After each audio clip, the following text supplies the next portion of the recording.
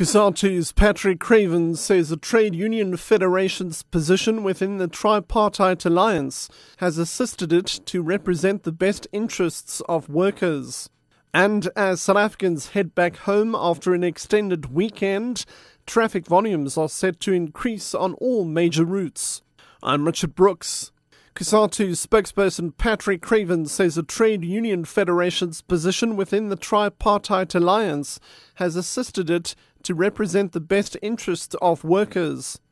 He was speaking ahead of the union's May Day celebrations under the theme Celebrating Workers' Contribution in the Struggle for Liberation.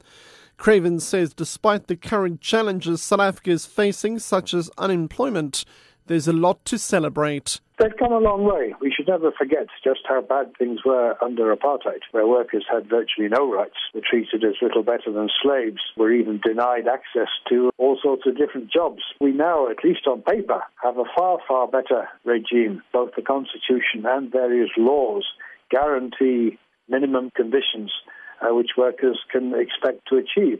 This week's events on the e-tolls was a perfect example of how the alliance can work in everybody's favour. We have channels of communication so that we can sit down with the ruling party, frankly discuss issues, and in some cases convince them. Not in all cases, of course. Police have arrested 2 suspected robbers at a roadblock in Soweto after they found cash boxes from a security company and unlicensed guns in the boot of their car. Gauteng's police spokesperson K. Makobele says the car was stopped in Bram Fisher as part of a routine inspection of vehicles. He says there were 5 men in the car, but when they saw the police, 3 of them ran away. 2 of the men were cornered and arrested. The security company has been notified and requested to identify the boxes. The arrested men are due to appear in the Ruurderpoort Magistrates Court tomorrow. As South Africans head back home after an extended weekend, traffic volumes are set to increase on all major routes. The Road Traffic Management Corporation's Ashraf Ismail says speed remains one of the main causes of serious accidents.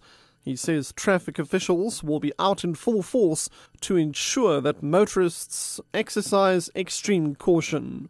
Chris Hani Baragwanath CEO Johanna More has acknowledged that there's been a problem with some of the backup generators, but says the issue is receiving urgent attention.